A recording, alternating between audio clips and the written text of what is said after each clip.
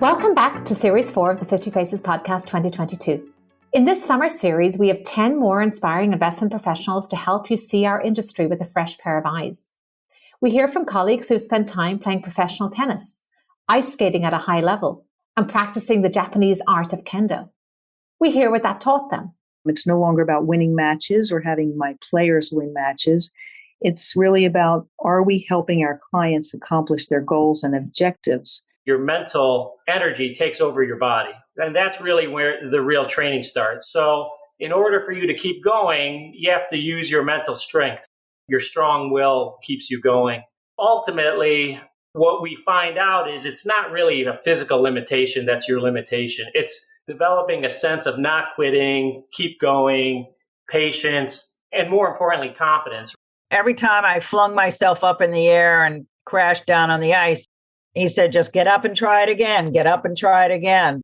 We hear about trial and error in careers. There are lots of ideas on the cutting room floor that you don't see when you're looking at people's background. I don't think you can ever discount the learnings you get from your failures as well as from where you've had success. And why variation is so essential for finding the unicorns in investing and in life. Variance is where the unicorns lie, and this is true for people as well. It's obvious in our venture portfolio that we get it and we understand the value of it. Diversity allows you to take advantage of that variance and find those people that are unicorns that you wouldn't be able to do if you were trying to pattern match. We hear about personalities formed through challenging assignments of a different kind. Because it was part of the parish and because it was on the visiting duties of the Benedictine community I was working with, we were ushered into that part of the prison when we were doing our prison visits, which was quite a formative experience for someone I was, 20, 21 at the time. It was a very haunting experience. I like to call people like myself that have a disability, those who are blind in this community, persons of determination, not people with disabilities. We learn about the joy of poetry and art history. I learned how to write in studying the field, and then also to appreciate and understand different viewpoints and cultures. I mean, essentially, I think that's kind of the big picture outcome of a classical liberal arts education, teaching you how to think, not what to think.